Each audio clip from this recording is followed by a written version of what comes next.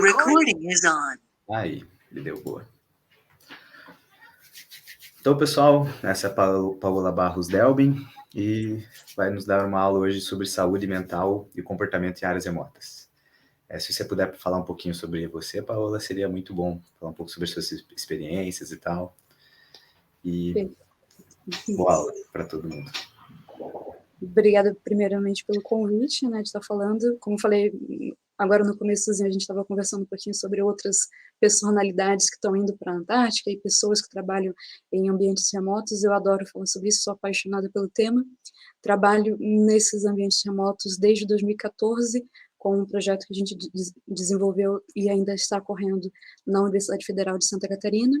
Sou psicóloga, não sou médica, mas trabalho com alguns médicos, então espero contribuir, mas por favor fiquem à vontade, até mesmo para trazer dúvidas, curiosidades, até correções. A gente está sempre fazendo uma troca e aprendendo.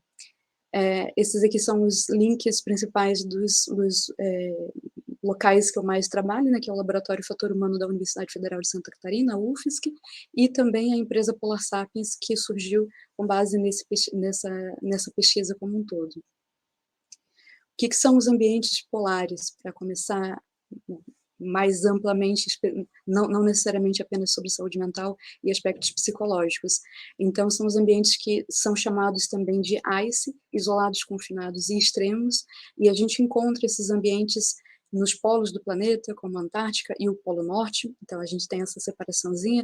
Não sei se todos vocês estão se encontrando na geografia, mas a Antártica fica no Polo Sul, o Polo Norte não é um continente, apenas a Antártica é um continente com terra, né, com porções de terra em que as pessoas podem se estabelecer, embora o Polo Norte tenha as comunidades humanas diferente da Antártica, né? A Antártica foi o último continente a ser conquistado pelos seres humanos e é o único local do planeta Terra que não tinha, até então, até onde se sabe, nenhum povo nativo sobrevivendo naquela região. Também a gente trabalha muito com outros ambientes como montanhas, especialmente montanhas de alta altitude, desertos, oceanos, e também fora do nosso planeta, como, por exemplo, trabalhos espaciais na estação espacial, Lua, agora com esses novos empreendimentos e investimentos para a colonização de Marte também. Então, todos esses ambientes, de alguma forma, quem gosta desses ambientes remotos pode contribuir, com certeza.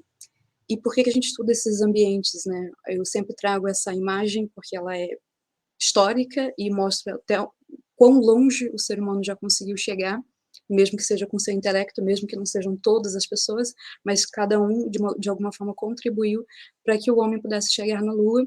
E quando perguntaram para o presidente Kennedy por que ele investia em pesquisas que fossem levar o homem à Lua, ele usou uma frase que não é dele, que é do primeiro homem que escalou o Monte Everest, George Mallory, que respondeu que é porque está lá.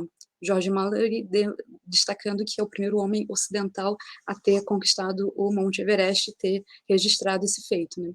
Antes dele, tiveram outras pessoas também que conseguiram esse feito, mas não tinham essa pretensão de divulgar, não tinham essa cultura, né?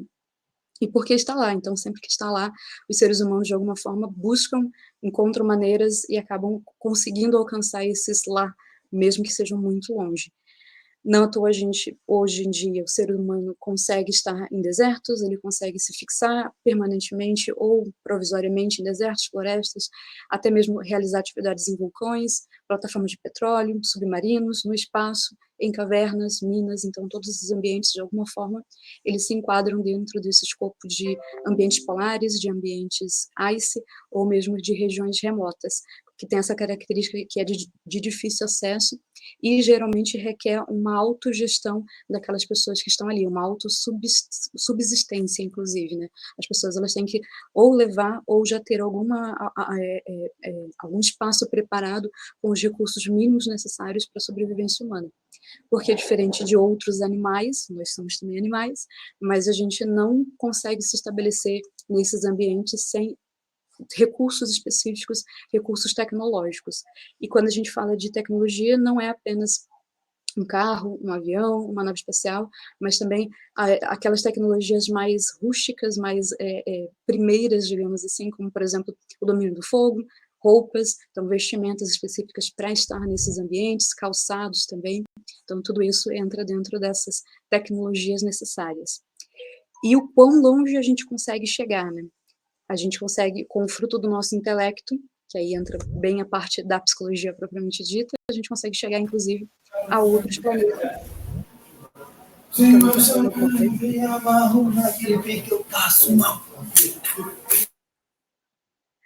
acho que soltou o áudio.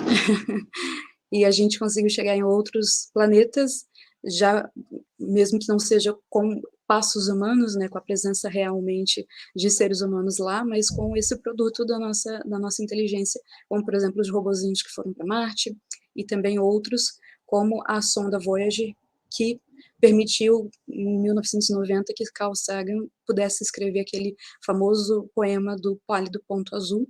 Quem não conhece esse poema, por favor, busque esse texto.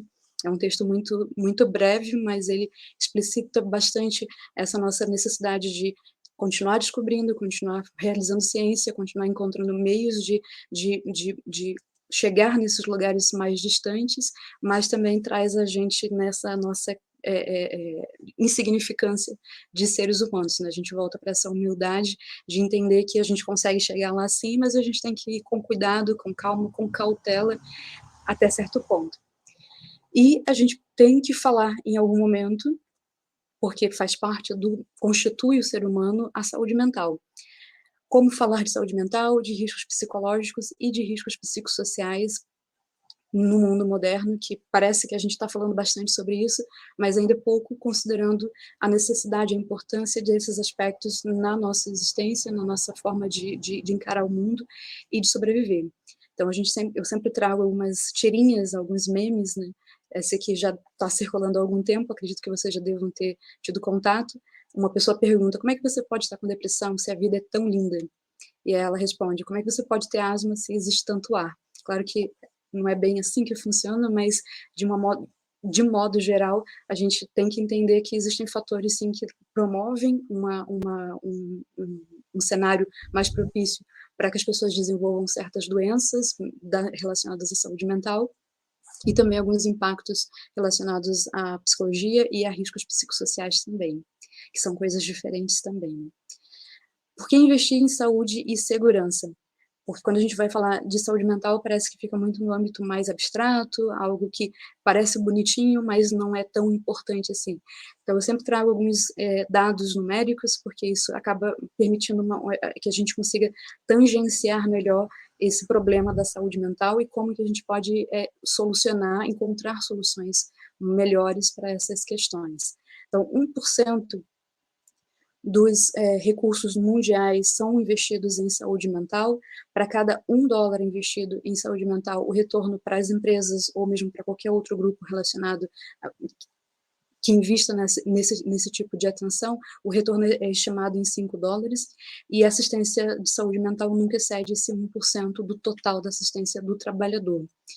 O número de absenteísmo, que também entra nesse aspecto, 78 bilhões ao ano, somente no Brasil, são gastos com absenteísmo, que é quando a pessoa deixa de ir ao trabalho, ela não está ali presente, e 4 mil reais por ano é o valor estimado por trabalhador afastado relacionado à saúde mental, alguns dos CID-F. O TMC, que são os transtornos mentais comuns, mas é o fenômeno como um todo, eles equivalem a existem mais de 400 tipos de TMC atualmente, e eles atualmente, o TMC é a terceira principal causa de auxílio-doença, considerando dados do INSS. 4,4% da população mundial apresenta sintomas depressivos e 80% dos acidentes tem alguma influência do fator humano. Então, tudo isso leva a uma premissa, que é a premissa que levou esse grupo da Universidade Federal de Santa Catarina a desenvolver essa pesquisa, que não se trata de si, mas de quando acidentes, adoecimentos, crises, medidas vão acontecer em determinados cenários. Em regiões remotas, isso ainda se agrava, se potencializa bastante, a gente percebe um acentuado risco dentro desses ambientes, né, nesses espaços, E as medidas, geralmente, elas são reativas. O que que são medidas reativas? Espera-se acontecer algum acidente, espera-se acontecer algum tipo de incidência maior, de prevalência maior de adoecimentos, para que, então, sejam realizadas algumas ações. Em comparação com as medidas preventivas, que são muito menos custosas, mas que ainda não existe uma cultura, e não é apenas em nível do Brasil, mas em âmbito mundial também, a gente não consegue perceber ainda esse investimento significativo nessas medidas preventivas, né. Esse projeto que nós estamos tratando aqui, que acaba ilustrando bem esses ambientes remotos, ele começou por conta do incêndio que aconteceu na Estação Antártica Comandante Ferraz em 2012. O Heron estava comentando sobre uma entrevista que fizemos com o Amir Klink, e ele até trouxe esse dado, mas é um dado público, então vocês podem, inclusive, pesquisar e encontrar essa informação. Uma pessoa tinha que realizar um procedimento todos os dias para verificar o nível de combustível dentro do gerador da estação, que permite que exista alguma missão, né, sempre que os geradores, eles param, são 3 geradores, mas sempre que 2 geradores param, a missão é cancelada e as pessoas são evacuadas daquela região. Mas naquele dia era a despedida do grupo que ficaria 6 meses totalmente isolados dentro dessa estação, né, dessa estação antártica. Então, por conta disso, a pessoa responsável pensou: "Bom, eu sempre verifico, nunca aconteceu nada, não vai ser hoje que vai acontecer", mas é aí que acontece. Então, esse gerador, ele veio a explodir, houve um incêndio na estação e 2 pessoas perderam suas vidas. Esse valor é inestimável, mas os prejuízos para o Brasil foram da ordem de 24 milhões, e a reconstrução está estimada já foi concluída, mas ela foi estimada em 350 milhões para os cofres públicos, porque esse é um projeto de Estado, né. Então, os fatores humanos, eles estão envolvidos nesses acidentes, mas não apenas nesses acidentes, e é aquilo que a gente fala das ações reativas e ações preventivas.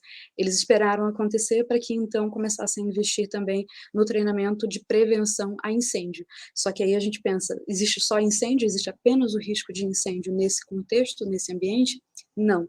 Então, para que a gente consiga mapear quais os possíveis riscos naquele ambiente que possam levar ao fim daquela missão, então é necessário fazer um trabalho realmente bem meticuloso para traçar todos esses, fazer uma espécie de scanner, né, de todos esses possíveis acidentes, possíveis adoecimentos também, como, por exemplo, suicídio, episódios psicóticos, crises de pânico e outros mais, para que esses fenômenos possam ser controlados em certa medida ou que possam ser evitados na melhor forma possível, seja no processo de seleção, seja no processo de preparação dessas pessoas para esse contexto.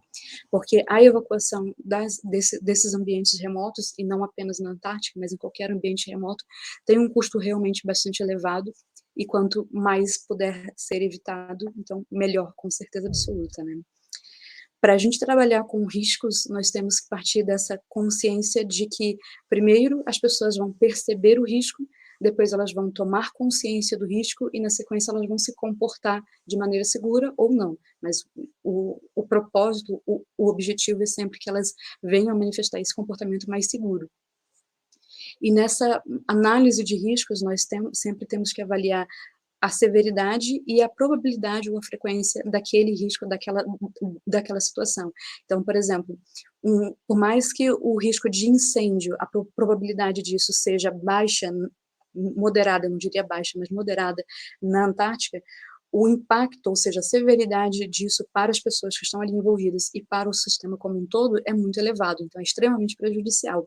Então ele é extremamente prejudicial, mas o risco é moderado, então a gente entra num risco substancial no mínimo. E ele pode ser considerado também um risco intolerável se formos considerar que, mesmo que ele tenha uma baixa frequência, sempre que ele ocorre é o fim daquela missão, é o fim daquela atividade que está sendo realizada naquele cenário. Essa pesquisa toda e esse trabalho agora de intervenção, ele não trabalha, a gente não trabalha mais apenas com a pesquisa, mas também com a intervenção, que é a pesquisa aplicada apenas em ambientes remotos, ambientes extremos, e aplicação também em outros cenários, porque a gente consegue extrapolar depois para outros ambientes. Então, foi iniciada em 2013, com envio da proposta para o Programa Antártico Brasileiro. Em 2014, participei da primeira expedição na Antártica por navio. Em 2015, também por navio, em colaboração com psicólogos que trabalham com o grupo de helicópteros, o DAI.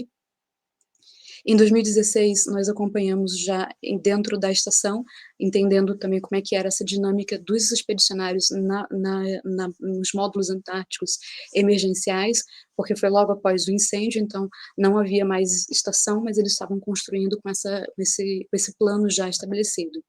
E também acompanhando a pesquisa junto à FAB dos voos de inverno, porque eles têm algumas peculiaridades, algumas particularidades que acontecem que são necessárias também essa atenção específica relacionada à saúde mental. Em 2017, acompanhamos novamente somente a Estação Antártica Brasileira e depois, agora, já com alguns planos e acordos de cooperação, tanto com as Forças Armadas como também com outros países, como, por exemplo, Polônia, Nova Zelândia, Portugal, agora recentemente também. Por que isso? Porque é um campo que ainda é pouco explorado, seja por médicos, seja por psicólogos, então o âmbito da saúde, esse olhar para o ser humano ainda é novo, é recente, por mais que tenha algumas iniciativas significativas e importantes, e sempre que surge alguém apresentando algum tipo de proposta, ela é muito bem-vinda para esses espaços, para esses ambientes, né?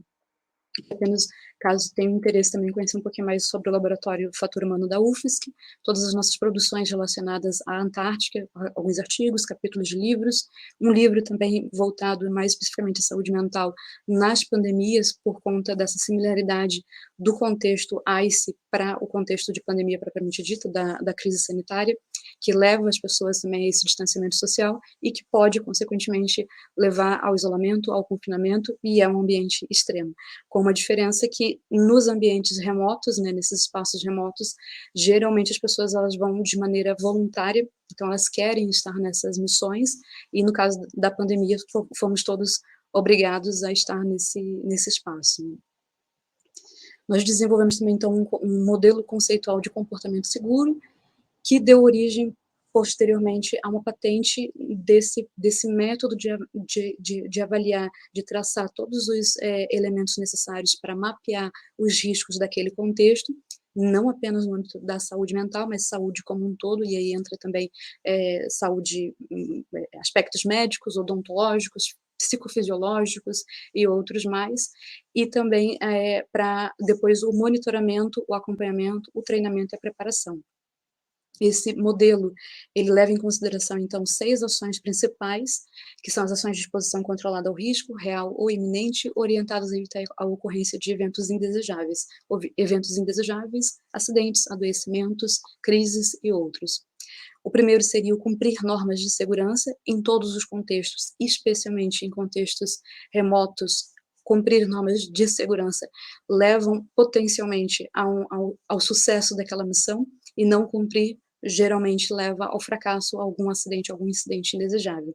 O cuidar-se, que é também conhecido popularmente como o autocuidado, o cuidar dos outros, que é o chamado heterocuidado, zelar por instalações e instrumentos, porque essas ferramentas que estão ali à disposição, geralmente elas são únicas e elas são fundamentais, elas são críticas ou vitais à vida. Reportar aspectos inseguros, de alguma forma comunicar que houve alguma situação, um acidente, um quase acidente, um adoecimento, uma suspeita de adoecimento, e todos esses elementos também, e gerenciar riscos e crises, que aí é um aspecto um pouco mais complexo, não vai dar tempo da gente aprofundar aqui. Por favor, vocês fiquem à vontade para me interromper, para falar, para perguntar, por favor, tá? Aqui, então, a gente avançou nesse modelo teórico conceitual para um modelo lógico que levou a essa produção de um banco de dados, porque esse banco de dados ele permite um aprimoramento de um algoritmo para encontrar mais rapidamente os elementos que podem estar influenciando mais naquela equação de comportamento seguro que leva à redução de acidentes, adoecimentos e crises, e um sistema de normalização em baixo, médio e alto para cada um desses fatores que estão sendo avaliados. Então, risco baixo, risco médio ou risco alto, considerando também uma derivada que ele pode aumentar, ele pode se estabilizar ou ele pode reduzir. Então, isso tudo pode ser controlado, e como que isso vai ser controlado é importante também cada um que está indo para campo, seja com essa responsabilidade de cuidar, de dar atenção à saúde mental, seja também apenas como participante, é importante ter essa noção básica desses elementos. Esse modelo, então, ele se decompõe em outras esferas, aí dos recursos, riscos e fatores de risco. Dos fatores de risco, nós decompomos, então, em ocupacionais, em psicossociais, aí aqui eu separei o aspecto mais médico-farmacêutico, físico-nutricional e odontológico, que, embora no campo da saúde mental não seja tão alvo de investigação, alvo de intervenção, mas ele vai ser necessário, ele vai ser fundamental, inclusive, para que outros elementos sejam traçados. E aí, no caso da psicologia, nós temos os aspectos psicossociais, psicofisiológicos e psicomotores, psicológicos, e em todos eles sempre a avaliação de erros humanos, que podem ser intencionais ou não intencionais. O que é um erro intencional? É quando a pessoa, literalmente, de maneira voluntária, consciente, ela acaba boicotando, acaba realizando alguma ação que potencialmente pode levar a algum tipo de acidente, adoecimento dele mesmo ou de outras pessoas, seja para obter alguma vantagem com essa situação, seja para denegrir a imagem daquela instituição da qual ele faz parte. E essa instituição, ela pode ser tanto uma empresa, uma organização, como também um grupo formado que está, por exemplo, indo para uma expedição em montanhas, em cavernas e em outros ambientes extremos e remotos. Já os erros não intencionais, eles são o mais alvo dessa investigação aqui, embora os intencionais também sejam. A gente precisa entender quais são as motivações que levam as pessoas a agirem dessa forma, a cometerem esses atos, mas também é interessante entender o que leva uma pessoa a errar simplesmente, e aí a gente trabalha realmente com o conceito de erro e não falha. Falha é mais de equipamentos, de sistemas, de processos, e os erros, eles são mais do campo do fator humano. Dentro desses elementos todos, nós também destacamos, porque aí aqui a gente trabalha com modelagem lógica, esses quadradinhos, eles são as grandes entidades, eles se decompõem em atributos, que podem também se comportar, serem observados como entidades, mas sempre terão também os seus outros atributos. E aí, nesse campo da saúde mental, nós precisamos olhar com bastante atenção para a percepção de riscos desses indivíduos e das organizações que estão ali envolvidas, a motivação para estar naqueles ambientes, naqueles cenários, a identificação com aquela atividade fim que está sendo realizada, isso seja com objetivos esportivos, seja com objetivos científicos ou de trabalho, N vertentes, precisa se entender o quão aquela pessoa tem essa identificação com aquilo que ela está fazendo, porque isso vai influenciar bastante, principalmente nos erros intencionais, mas pode também influenciar em outros desfechos indesejáveis. O comportamento de risco também, aspectos de humor, emoções, cognição, autonomia, fadiga, alterações do sono, ciclo expediente descanso, traumas físicos, psicológicos e personalidade. E isso tudo aqui vai estar interagindo o tempo todo, a gente não consegue isolar esses fatores apenas como se fosse um laboratório bonitinho e apenas avaliar eles. Podemos sim, mas é sempre importante entender que esses elementos todos, eles estão em interação com esses aspectos médicos, farmacêuticos, com esses aspectos nutricionais, com esses riscos propriamente ditos daquele contexto específico, ou seja, qual a temperatura daquele local, está calor, está frio, isso vai influenciar também no comportamento, nas emoções e na cognição daquela pessoa. Como é que é a pressão atmosférica daquele cenário específico? Quais são os aspectos políticos organizacionais que estão ali inseridos, que estão ali implicados?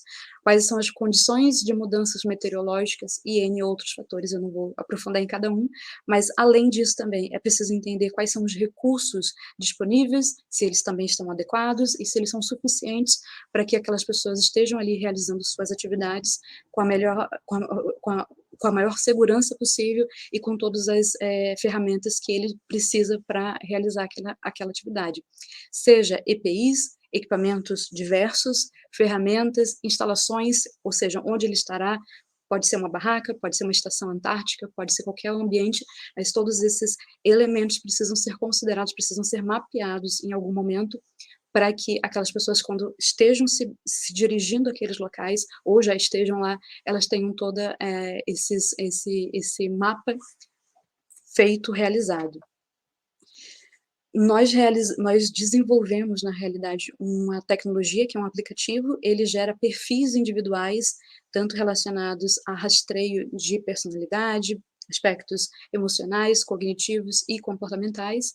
Também produzimos alguns protocolos que podem ser customizados especificamente de acordo com cada cenário.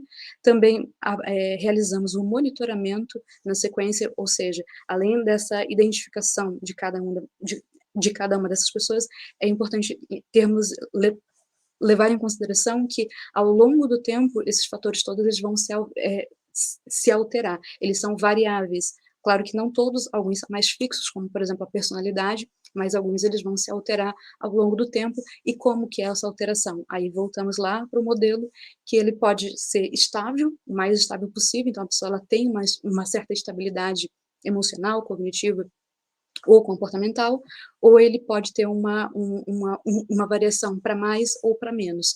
E dependendo do que está sendo analisado, esse para mais ou para menos, ele pode ser prejudicial, e é importante entender o que está causando essa variação, principalmente quando ela é muito acentuada. Também esses mapas gerais, né, dos contextos propriamente ditos e desses fatores relacionados ao fator humano, e o apoio à decisão baseado nessas evidências, ou seja, sempre que são coletados esses dados, então a gente tem um panorama, um diagnóstico situacional, para que então as decisões elas sejam tomadas de maneira mais estratégica e mais inteligente. Aqui apenas para ilustrar onde que já aplicamos esse procedimento todo, pensando nessa questão de saúde mental e de comportamento seguro, que foi principalmente no Prontar, nos voos de inverno, embora também trabalhemos com a Marinha, mas nesse caso aqui é o recorte, porque com a Marinha seria um trabalho muito, muito longo e a gente não teria muito tempo para poder conversar.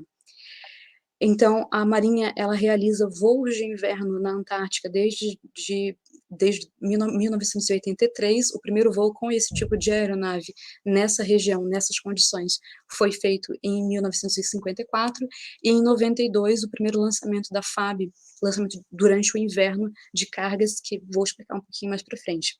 Então, todos esses elementos, eles foram solicitados, foram demandados dessa atenção à saúde mental e do comportamento por conta disso aqui, dos acidentes que acontecem, os acidentes aeroespaciais. No caso do pouso e decolagem, nesse ambiente remoto da Antártica, ele é feito numa pista de gelo e de cascalho, e é uma pista extremamente curta. É uma pista, inclusive, emprestada da base aérea chilena, de uma cooperação internacional, e é feito geralmente sem o uso de aparelhos, ou seja, a navegação ela é visual por parte dessa tripulação. Então, essa tripulação, eles têm que levar em consideração o vento, o gelo, a neve, a temperatura, porque tudo isso vai influenciar também no desempenho da aeronave e no desempenho também deles. Por que que os fatores humanos são importantes nesse sentido? Porque 60% dos acidentes têm a participação dos erros humanos, dos acidentes especificamente relacionados à aviação, e esses erros humanos, eles estão muito relacionados principalmente à fadiga, a pressões externas, à qualidade do sono baixo e comprometimentos cognitivos e psicomotores. Mas como avaliar isso? Por mais que eles saibam que esses são os elementos que estão provocando esses acidentes, como que pode ser feita essa avaliação? Até então, toda essa avaliação era feita, e ainda é feita em alguns espaços, com apenas autorrelato. Então, é perguntado para a tripulação se eles estão bem e se eles podem realizar ou não aquela atividade. Então, o que se tem proposto, especialmente para esses ambientes em que o risco ele é agravado pela própria condição daquele local, é que seja feito um processo um pouco mais sistematizado, ainda que possa ser também incorporada essa pergunta, né, essa entrevista mais qualitativa, mas que também existam parâmetros mais confiáveis, que possam inferir, avaliar de fato se aquela pessoa está em condições ou não para realizar aquela atividade. E uma das principais queixas dessa tripulação era com relação à necessidade de treinamentos, mas que eles não conseguiam realizar esses treinamentos porque não haviam recursos da organização para realizar os treinamentos. Até que, mais uma vez, ações reativas. Aconteceu um acidente, infelizmente sem nenhum ferido grave e sem vítimas fatais, mas aconteceu um acidente e então eles voltaram a atenção novamente para a prevenção de novos e futuros acidentes. O custo com mais um dia apenas nessas missões para que a tripulação pudesse treinar, ele é muito inferior ao custo de qualquer acidente que já aconteceu, mesmo sem vítimas fatais, mesmo sem feridos graves. Então, apenas para ilustrar de fato essa questão. Aqui é uma demonstração geral do que é feito o lançamento de carga, como é feito esse lançamento de carga.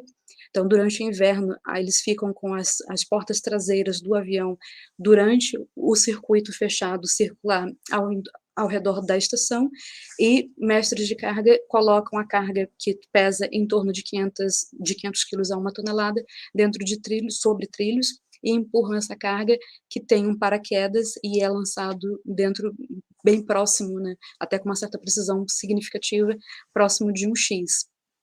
Essas operações, elas levam em média 3, 6, 8 horas, sendo que são 3 horas de percurso até a Antártica, 2 horas de circuito fechado e 3 horas de retorno.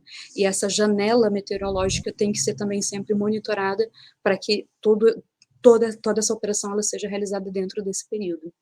Aí aqui uma foto dessa operação, né, já de dentro do avião, com as portas traseiras abertas e a estação ali abaixo durante o inverno, porque durante o inverno, como aquela região ela fica congelada, impede a proximidade de embarcações que geralmente são os meios de transporte que levam o abastecimento para a estação. Então, durante os 6 meses de inverno, a gente fala 6 meses de inverno na Antártica porque é bem estabelecido dessa forma, mas é claro que existem todas as outras estações. E eu tenho muito orgulho de mostrar essa foto, porque foi eu que bati, e eu fui a primeira mulher civil a estar acompanhando um voo de inverno da Força Aérea Brasileira. Mas exatamente com esse olhar, né, entendendo o que eles estão fazendo, como que eles estão fazendo e como que essas condições podem ser melhoradas para que o desfecho seja o melhor possível, né. Então, esses são os principais desfechos que a gente tenta olhar quando a gente está falando de saúde mental e comportamento humano, que é a ansiedade, a depressão, distúrbios do sono, comportamento seguro e inseguro, alcoolismo, suicídio, burnout, TMC, TEPT, transtorno do estresse pós-traumático e estresse.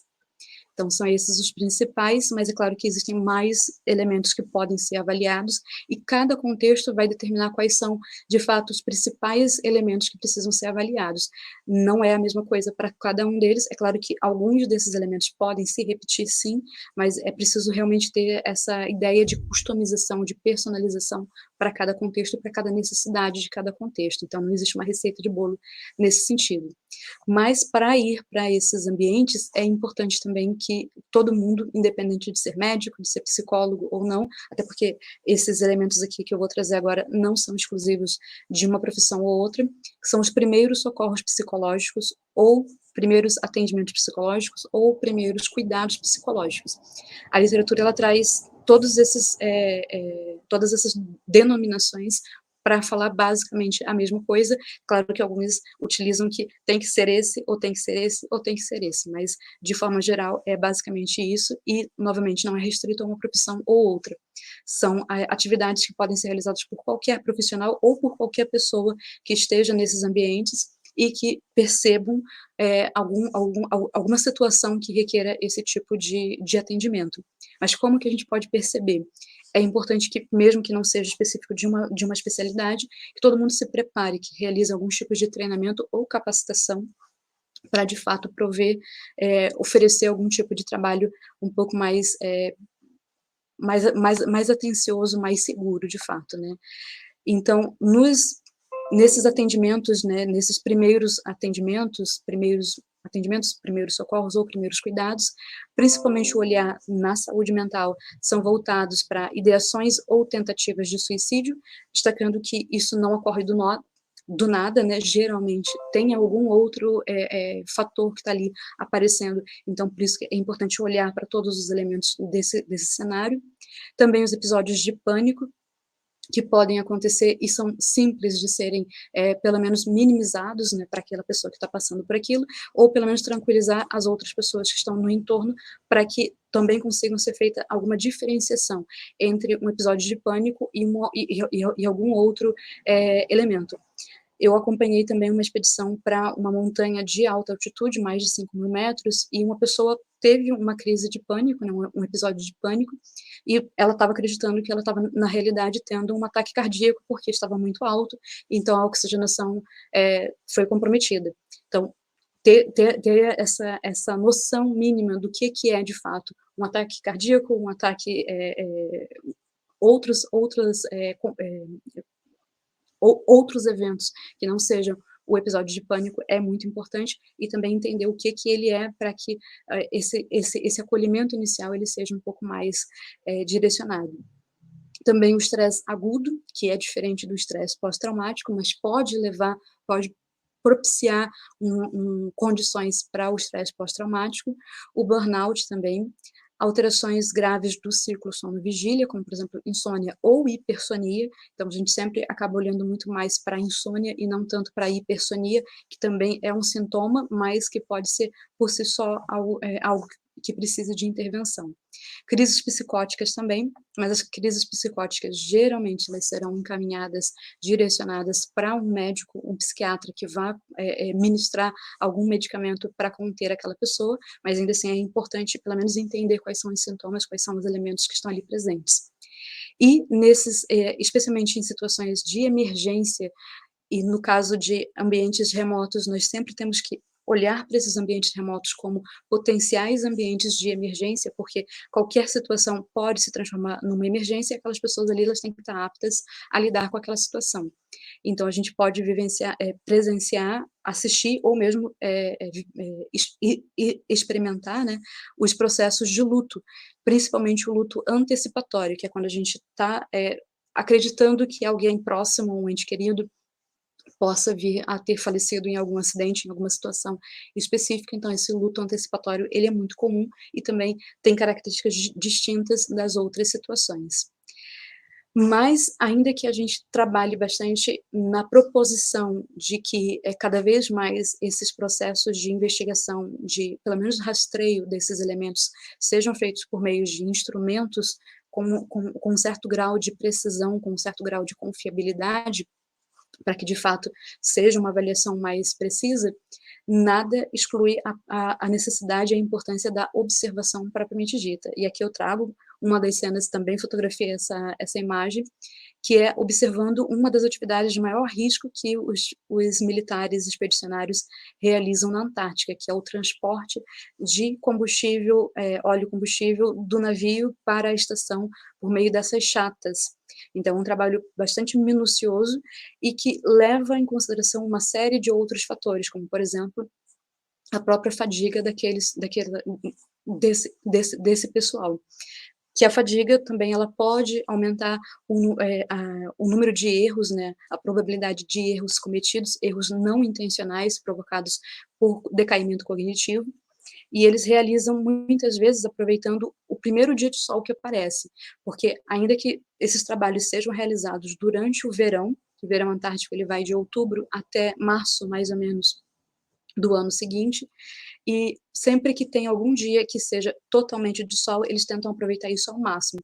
Então, amanhece por volta de umas 4 horas da manhã, então umas 5 horas eles já estão de pé, já estão tomando café, e já estão se preparando para começar esse trabalho.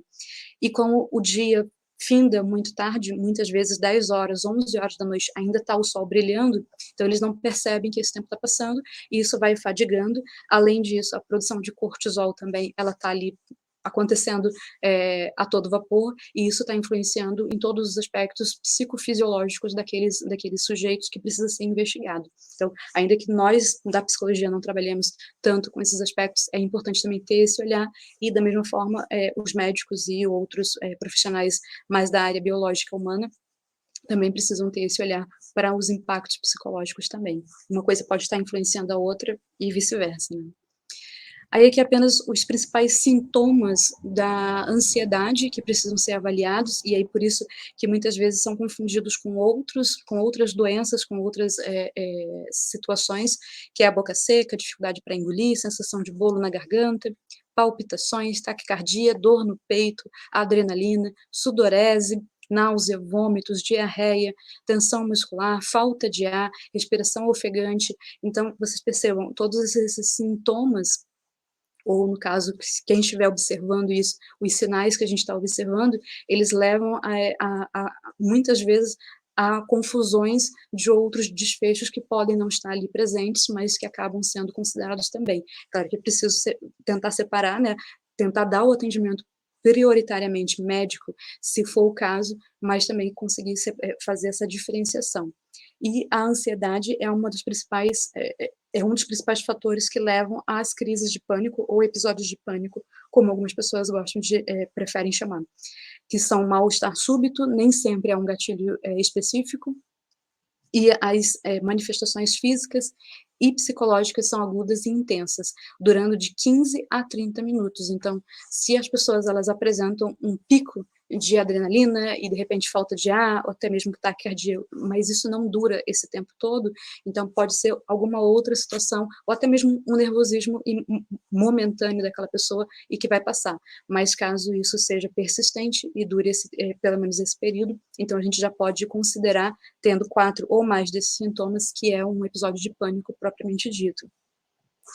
Depois também a depressão, que é com certeza um dos mais presentes fenômenos que a gente encontra em qualquer cenário, em qualquer situação, e não vai ser diferente em ambientes remotos, mas ela também é precursora, é um dos principais elementos antecessores do suicídio. Então é importante ter esse olhar também diferenciado para essa situação, porque o suicídio, aí a gente está trabalhando realmente com uma questão que precisa de intervenção, que precisa de suporte imediato.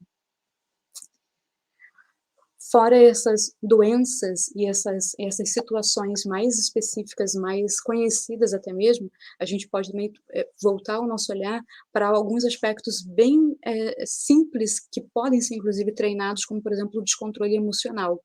Eu conversei com alguns escaladores que trabalham principalmente no esporte, para tentar alcançar o pico de montanhas muito altas, e eles sempre mencionam que o que mais afeta eles sempre no final, né, quando eles já conseguiram superar todos os outros aspectos, já estão com todos os seus exames e condições médicas ótimas, mas é quando eles chegam perto do final e aí esse descontrole emocional, seja por conta da altitude propriamente dita, que leva a essa sensação de falta de ar, que é típica daquele contexto, e essa falta de ar muitas vezes leva a um certo desespero das pessoas, acreditando que de alguma forma elas vão morrer. Esses pensamentos intrusivos acabam sendo mais persistentes nessas pessoas, e muitas vezes isso é o elemento que vai levar ao fracasso de alguma empreitada. Então é um investimento relativamente grande, né, para que as pessoas estejam nesses ambientes, e muitas vezes por conta apenas disso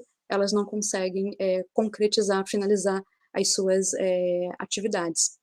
Então tem também a questão do pânico. Aqui eu trouxe apenas algumas informações sobre a zona da morte, a mais de 5.000 metros. Então o que geralmente eles têm trazido é que não é mais o aspecto físico, porque eles têm essa preparação física, eles têm essa preocupação de aspectos realmente médicos que foram avaliados e acompanhados durante muito tempo, mas o aspecto psicológico acaba sendo deixado um pouquinho de lado, e é isso que geralmente leva a essa situação. Que aqui a gente pode observar alguns desses sintomas típicos de estar nessa altitude, são muito parecidos com aqueles da ansiedade e de episódios de pânico, como por exemplo, euforia, dores de cabeça, vômito, desidratação, falta de oxigênio, sensação de falta de oxigênio, náuseas, irritabilidade, elevação do ritmo cardíaco, e isso então muitas vezes é confundido uma situação com a outra, né? Ou pode agravar, potencializar outros sintomas.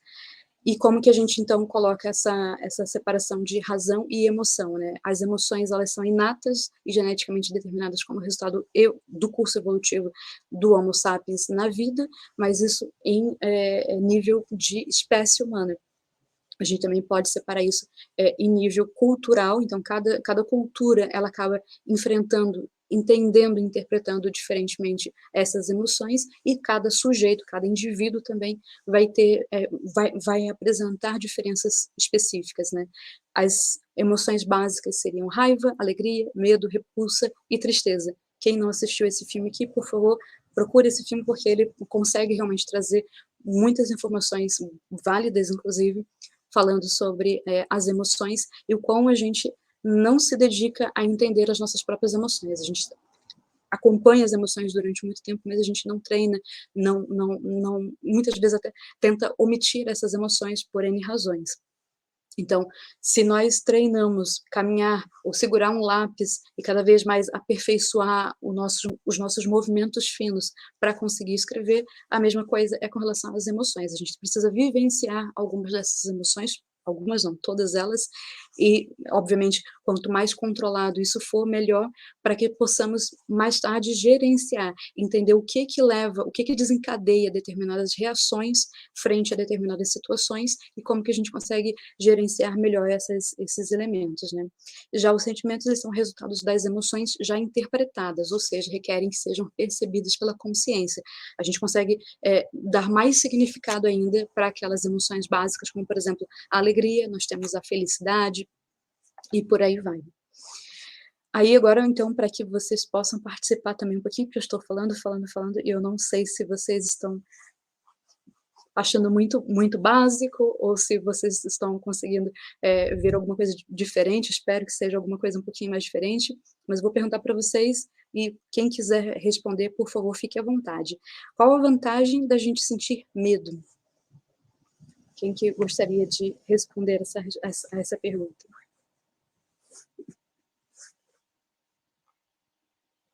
Pode ser por chat, pode ser por áudio, como vocês preferirem.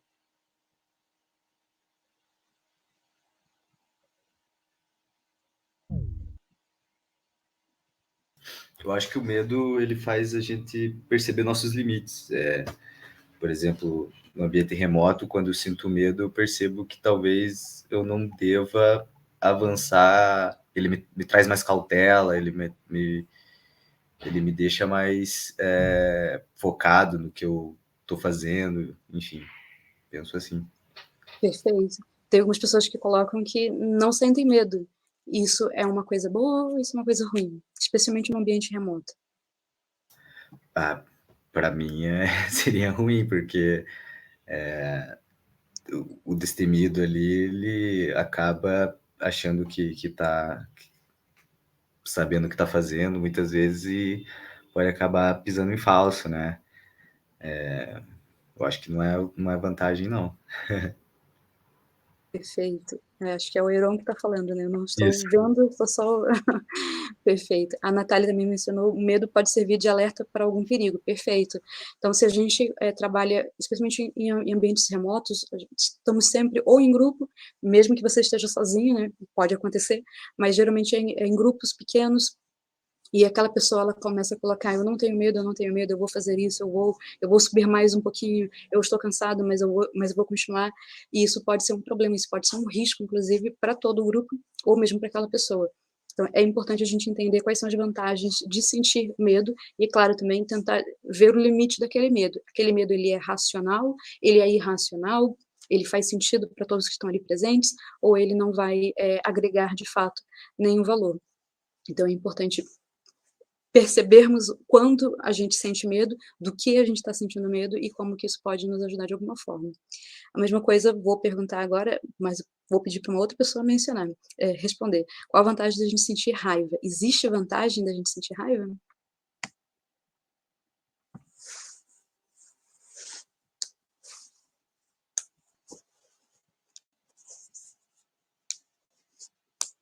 Ninguém aqui sente raiva, é isso?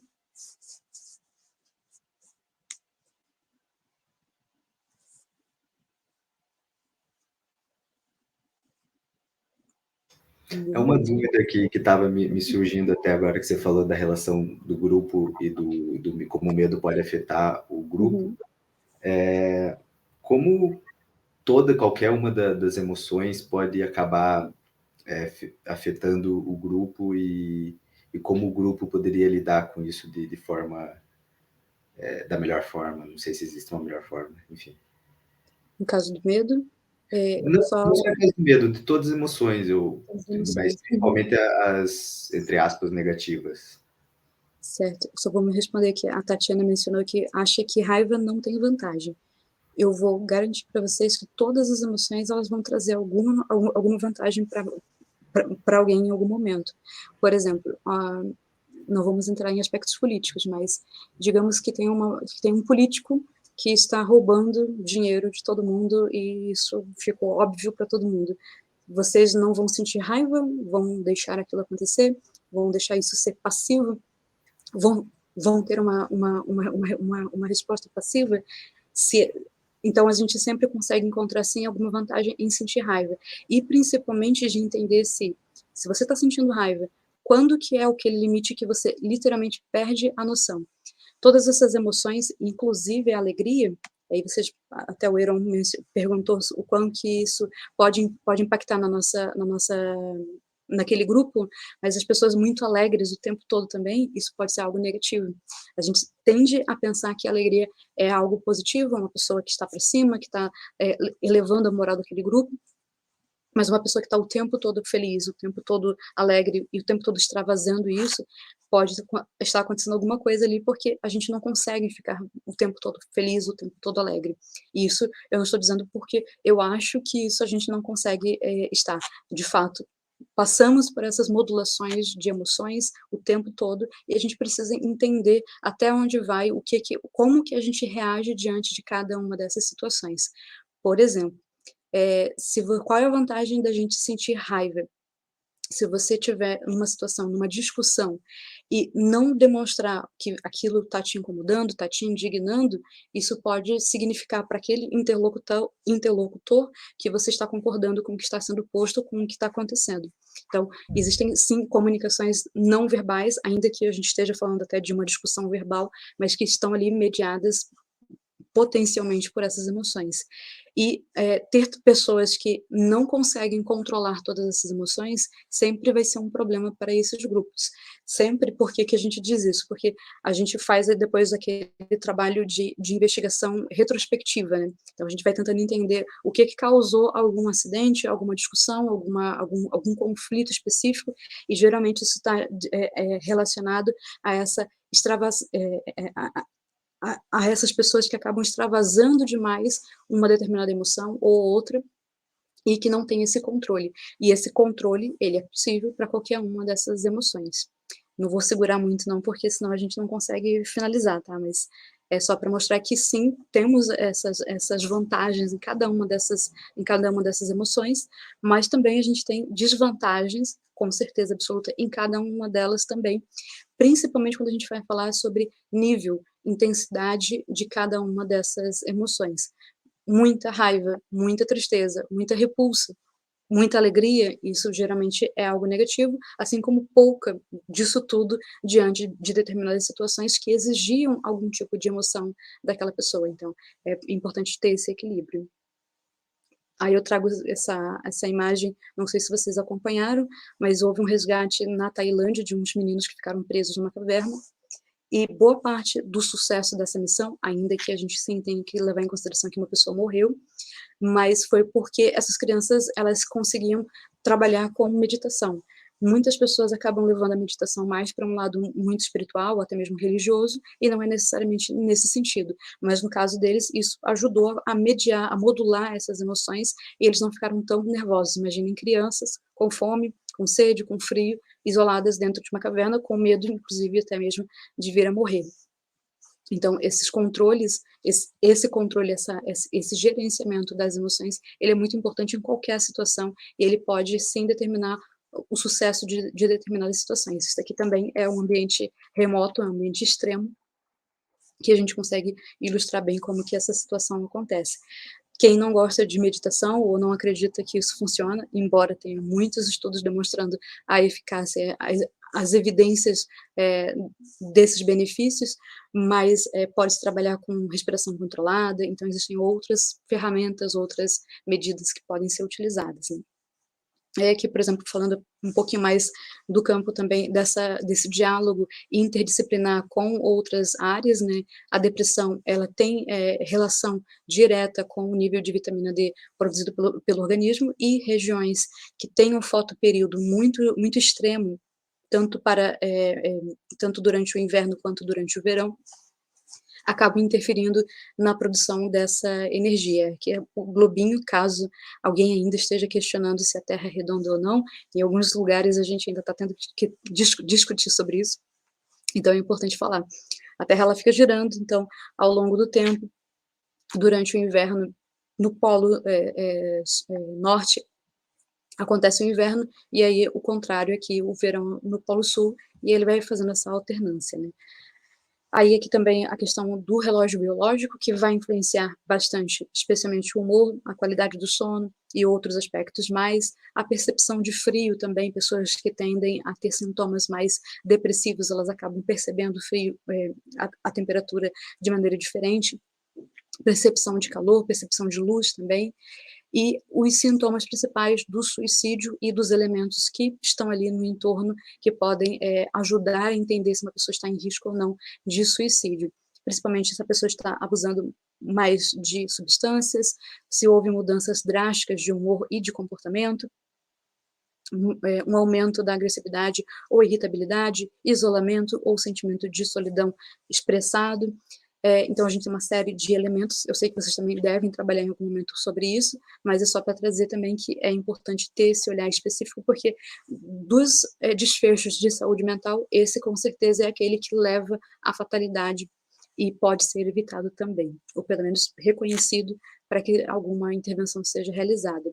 Aqui apenas algumas ações, recomendações de autocuidado, que são simples, que podem ser feitas não apenas em ambientes extremos, não apenas em ambientes remotos, mas em qualquer situação, e quanto antes a gente for treinando, for incorporando esses hábitos, esses comportamentos na vida, melhor é quando a gente estiver diante de uma situação, de um ambiente remoto, propriamente dito, né. Vou falar agora, por último, só para encerrar, a questão da comunicação.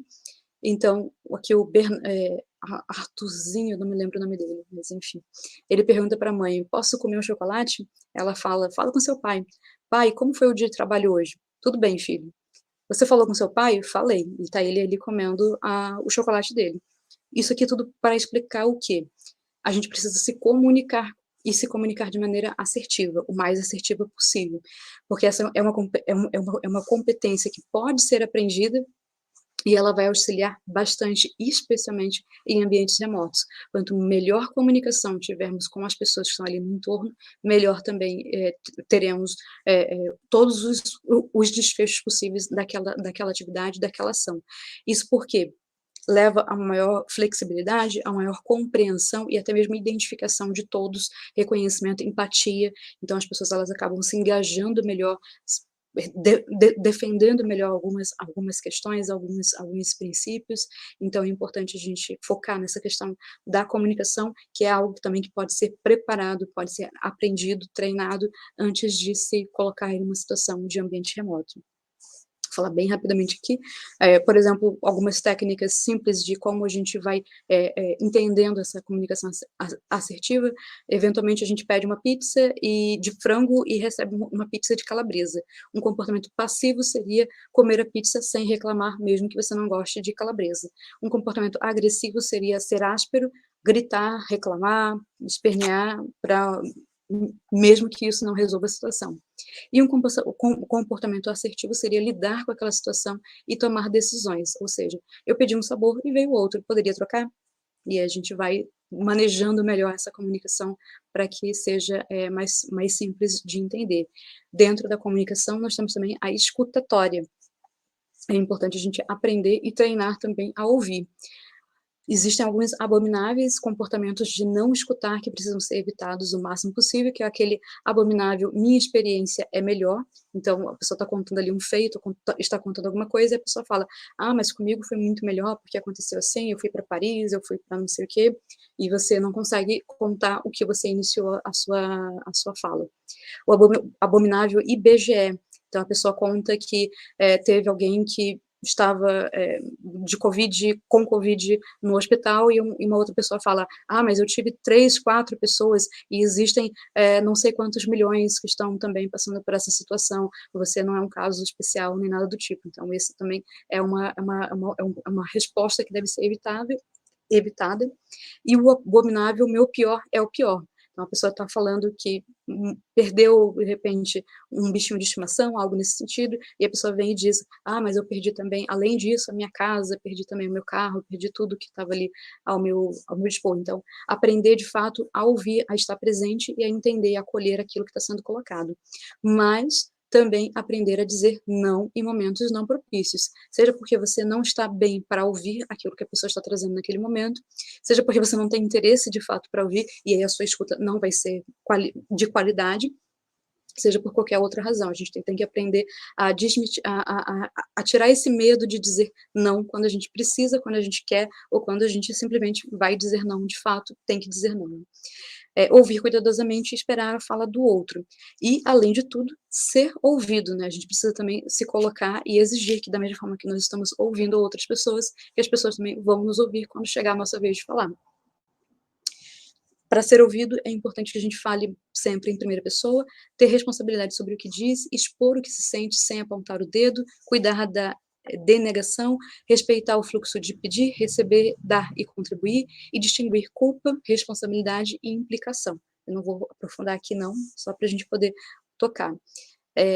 Aqui temos um quadrinho, sabia que todos os nossos problemas são causados pela falta de comunicação? Ei, você ouviu o que eu disse?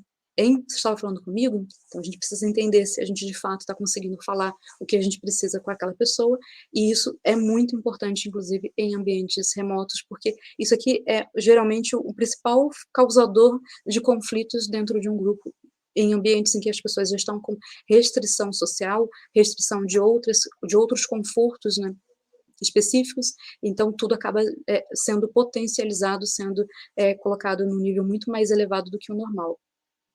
Essa comunicação, ela tem que começar aqui, eu com eu, então a gente tem que aprender a conversar conosco, não é uma fala esquizofrênica, é uma fala de tentar realmente se entender, de fazer algumas perguntas para que a gente consiga vir a responder, eu com o outro, uma outra pessoa qualquer, eu com nós e eu com todos nós, que aí quando a gente consegue de fato conversar com todas as pessoas daquele grupo específico. Aqui, para finalizar, uma foto que, na última expedição para a Antártica, a estação fica aqui atrás, aqui é o navio, e aqui no sobrevoo do navio. Isso aqui é uma fábula do Porco-Espinho de Arthur Schopenhauer, vocês fiquem à vontade também para buscar, porque eu acho que o prazo já passou, já extrapolei o tempo, mas é importante quando a gente está trabalhando em ambientes remotos, é óbvio que não apenas nesses ambientes, mas como eu disse, acaba tudo ficando muito mais amplificado nesses contextos, que é entender que as pessoas, elas têm espinhos, inclusive nós temos espinhos, mas a gente precisa tentar encontrar soluções para se aproximar, porque também ficar longe um do outro não vai resolver a situação, muito pelo contrário, nesses ambientes remotos a gente precisa cada vez mais um do outro, porque os recursos eles já são limitados por si só, né? Então, é basicamente isso. Por favor, fiquem à vontade se tiverem perguntas. Eu, novamente, peço desculpas pelo tempo, né? Acabou correndo um pouquinho no final. Que isso, Paola. Muito obrigado pela aula, agradecido demais mesmo. Me trouxe até alguns insights. Pessoal, eu deixei já no chat aí, ó, o formulário de presença, tem até o Instagram da Paola, e acho que eu coloquei também o da PEX, eu não sei se eu coloquei o Polar Sapiens, mas tudo bem. Muito obrigado mesmo, Paola. E eu gostaria de saber, me surgiu algumas dúvidas, pessoal, se tiver alguma dúvida também, só colocar aí no chat ou erguer a mãozinha ali e abrir o microfone e falar. Por exemplo, esquizofrenia e atividades de áreas remotas, desde que bem controlada, ela é possível ser conciliada? Como que você conseguiria ver isso? Eu consigo ver da seguinte forma, não acho que exista nenhuma condição que seja restritiva para esses ambientes remotos. A gente tem sempre que avaliar o quão aquele ambiente vai permitir que aquela pessoa continue ali. Por exemplo, uma pessoa com esquizofrenia, ela vai ter que tomar remédios ou não, né? Ela vai ter que ter esse acompanhamento, mas antes de ir para esse ambiente remoto, ela precisa deixar isso muito claro para o médico dela, que ela está se propondo a essa situação, quanto tempo ela vai ficar nessa situação, e se ela precisa levar medicamento, ela vai provavelmente ter que levar um medicamento para todo aquele período que ela vai ficar fora. Então, é mais uma questão logística para a própria pessoa, de como que ela vai levar essa situação, e se não é uma decisão dela, no caso, se vocês estiverem selecionando pessoas para participar de uma expedição, eu não sei como que vocês realmente trabalham, mas eventualmente indo como um grupo de médicos para algum ambiente específico, eu recomendo bastante que vocês façam essa seleção. Uma boa anamnese é o básico, né? Vocês precisam ter esse histórico médico dessa pessoa, histórico psicológico também, e entender de fato o que vai limitar ou não. Se aquela pessoa ficar muito tempo sem medicamento, quais são os impactos disso? Ela conseguiria ficar até quantos dias caso acontecesse algum problema? E em ambientes remotos, a gente sempre tem que colocar essa situação em pauta, né? Sim. Eu digo com relação à Antártica, geralmente a gente fica 30 dias lá na estação, mas sempre eles dizem, pode ser que sejam 2 meses, pode ser que sejam 3 meses, pode ser que seja um ano inteiro, porque dependendo da situação, pode acontecer de não ter como ser removido imediatamente. Então, é preciso sim levar isso em consideração. Até porque, qual é o impacto de uma pessoa com esquizofrenia dentro de um grupo? O que isso pode ser benéfico ou não? É claro que a gente tem que, sim, trazer essa inclusão, e por isso que eu digo que não existe nenhuma condição que seja restritiva. Eu já trabalhei, por exemplo, com um colega que ele tinha, como é que se chama? Me deu um branco agora, mas ele tinha paralisia cerebral. Então, ele tinha algumas dificuldades de movimentação, principalmente motoras, mas isso não foi restritivo para ele, ele conseguiu realizar todas as atividades. Então, desde que consiga realizar todas as atividades, é possível? Não, não é. Mas aí, para você saber disso, é preciso antes aquele mapeamento, né? Quais são as atividades? Se acontecer tal coisa, o que será preciso fazer? Existem questões meio básicas lá na Antártica que são, você precisa, pelo menos, conseguir caminhar numa marcha considerável durante um certo período de tempo, porque pode acontecer de você pegar uma nevasca e ter que sair andando um longo período. Então, se você não tem essa capacidade, você já está cortado. Mas é uma questão já prévia, considerada, porque já aconteceram situações semelhantes, né? Sim. Daí até trocando em outro ponto que você falou, de inclusão, como que, não sei até se existe esse estudo de os ambientes outdoor ajudando, de certa forma, no tratamento ou nessa inclusão mesmo em pessoas com esquizofrenia ou algum outro transtorno mental. Se existe isso ou já foi pensado? Eu vou dizer que eu desconheço, não significa que não exista, mas eu desconheço.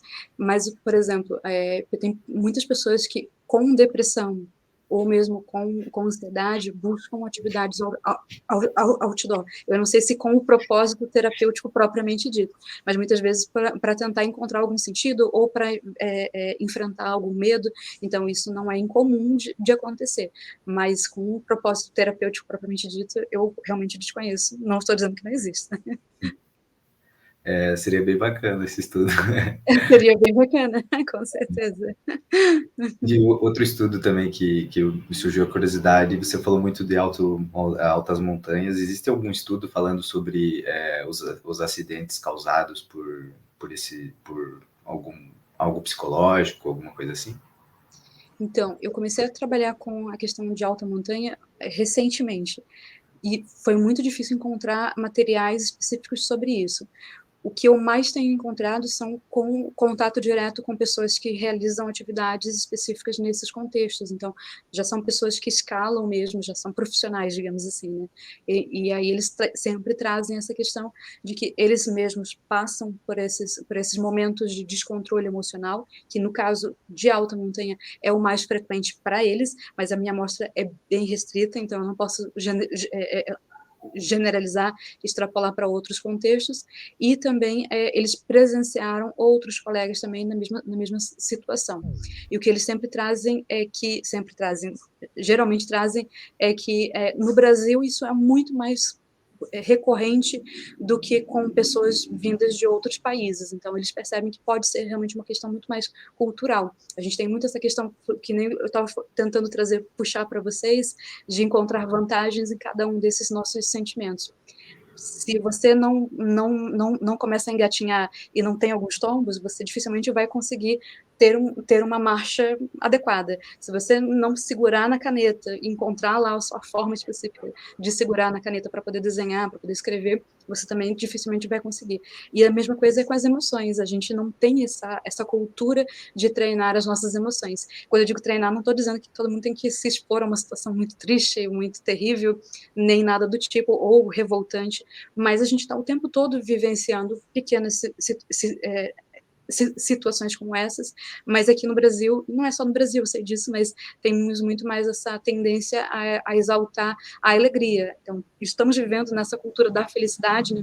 Todo mundo está o tempo todo feliz, está o tempo todo feliz, postando fotos sorridentes, e não é isso que acontece. A gente precisa realmente começar a falar um pouco mais sobre os problemas psicológicos, problemas relacionados à saúde mental, os problemas do dia a dia, né, do cotidiano, o que deixou triste, o que não deixou triste, porque até em alguns momentos, e eu estou falando agora como psicóloga, né, atendendo na clínica, algumas pessoas não sabem dar nome àquilo que elas estão sentindo sequer.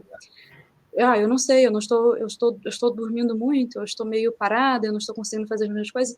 Tá, mas você se sente triste? Não sei. Então, a gente precisa começar realmente a dar nome a essas emoções, porque, eventualmente, é importante a gente passar por um momento, por exemplo, de luto, e você entender que naquele momento de luto é normal você sentir tristeza.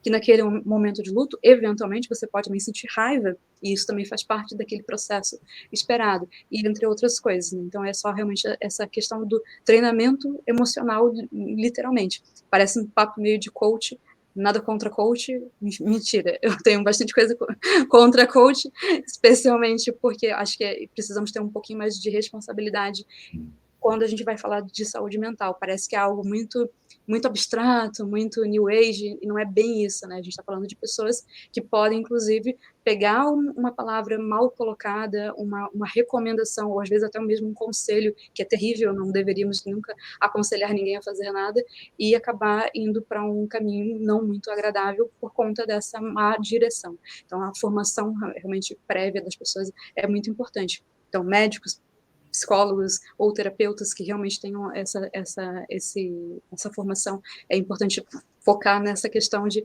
treinamento e como que a gente pode treinar. E eu não estou dizendo também que não existam médicos e psicólogos ou terapeutas que sejam ruins, mas espera-se que pelo menos eles vão cumprir, vão estar ali sendo fiscalizados por algum órgão, né? Então tem um pouquinho mais de segurança. Exato. É bem isso mesmo que você falou, muitas vezes a gente não consegue, todo mundo não consegue nem identificar o que está sentindo e transformar aquilo em palavras, ou identificar mesmo, só extravasa ou reprime, né? Que pode também E às vezes não sabe por quê, né? Às vezes a pessoa até desconta, e isso acontece muito em ambientes remotos. As pessoas não conseguem entender o que estão sentindo, então elas estão muito frustradas, seja pela falta de conforto, que elas não esperavam que seria tão acentuada assim naquele ambiente, seja porque a restrição social está sendo complicada também de lidar, né? Você está ali isolado com aquelas mesmas pessoas durante muito tempo, e você acaba explodindo, digamos assim, em momentos que não era para explodir. Às vezes a pessoa faz uma piada que sempre fez, e aquela piada se transforma numa ofensa. Então, esse lidar com o outro em situações extremas é muito importante, e ele vai fazer toda a diferença. Exato, até aquela última parte de comunicação ali que você falou, acho que tem que ser gravada e reproduzida para todo mundo. Importantíssimo.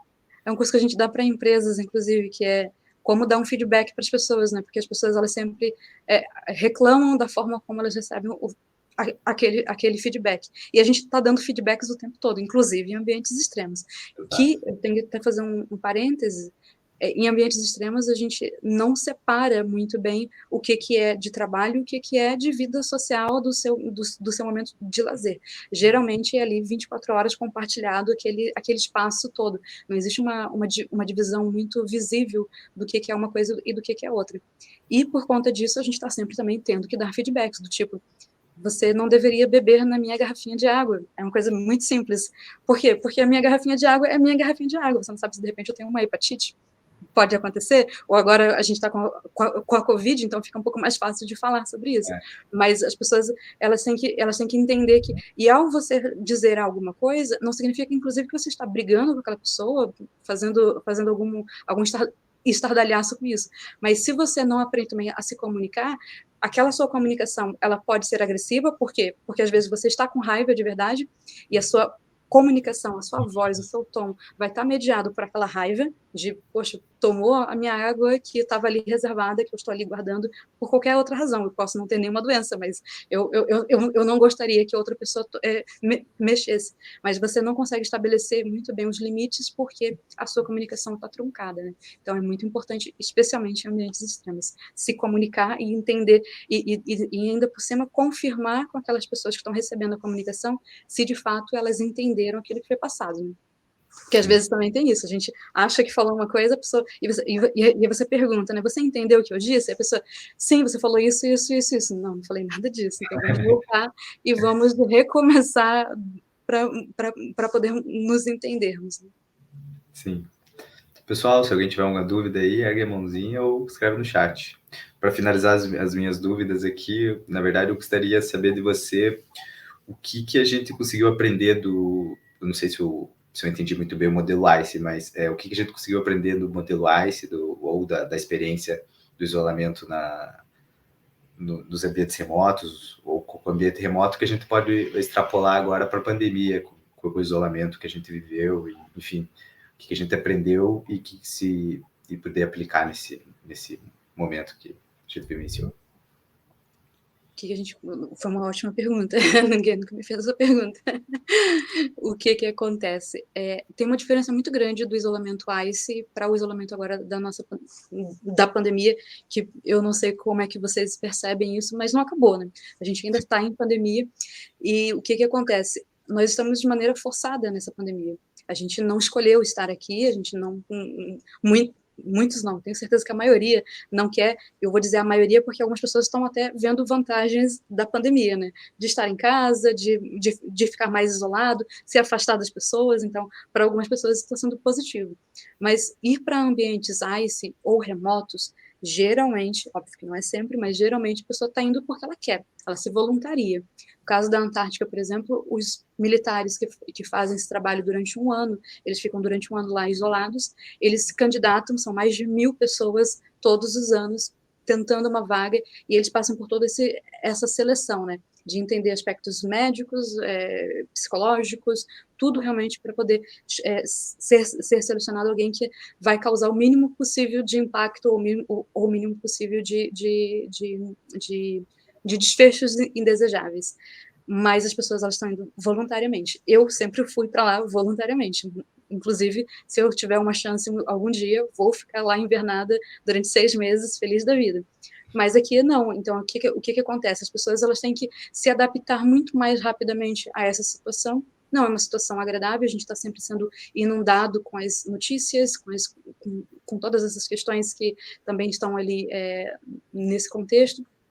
E eu acho que a principal lição que eu aprendo lá desses ambientes ICES muito extremos é se afastar de verdade. Se você está nessa situação, abraça a situação, não fica tentando lutar contra a maré, porque acho que isso é o que vai causar ainda mais frustração.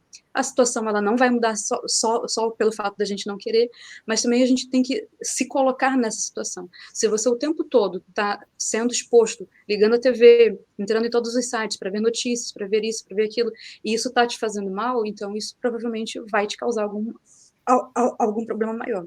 Na Antártica, por exemplo, a gente não tem sequer acesso à internet e a telefone. Agora até eles têm um pouquinho mais, mas mesmo tendo acesso, as pessoas elas tendem a se comportar, acaba tendo um comportamento realmente de evitar o máximo possível tocar no celular, tocar em computador, porque você tem outras atividades para fazer, você tem outras funções para fazer, e o que eu vejo é que, não estou dizendo que as pessoas não tenham muitas atividades para fazer, elas têm, mas acaba que elas ficam muito ociosas e buscando nesse ócio questões que não vão agregar, que não vão ajudar a produzir nem nada, e muitas vezes também nessa competição de produção, né? A gente também vive nessa coisa de fulano está fazendo isso, fulano lançou um livro, fez não sei o quê, e eu não estou fazendo nada. E esse nada pode ser muita coisa. Então a gente tem que tentar relativizar isso e parar com essa competitividade. Eu acho que isso também é uma outra excelente lição que tem lá da Antártica e de outros ambientes ice, é não competir tanto. Parece que as pessoas estão competindo, especialmente em alta montanha, né? Elas estão sempre querendo alcançar o topo da montanha, mas é muito mais com elas. Então elas estão competindo sempre com elas mesmas, elas estão querendo se superar, elas sabem quais são os seus limites, elas querem avançar, ultrapassar esses limites. Mas aqui no mundo real, digamos assim, as pessoas acabam querendo competir muito mais umas com as outras, e isso traz alguns problemas. Perfeito. Acho que é isso. Muito obrigado, agradecido mesmo, Paola. Acho que o pessoal, aqui a Tatiana também está agradecendo. Obrigado. Acho que é isso. Por mim, fechou. Se alguém tiver mais alguma dúvida, é só falar aí, pessoal. Enfim. Boa noite. Boa noite, Paola, então. Boa noite a todo mundo. Obrigada, Heron. Obrigada a todos que estão assistindo. Tchau, tchau. Um ótimo final de semana, um ótimo feriado aí para nós. Obrigada. Tchau, tchau. Tchau, tchau.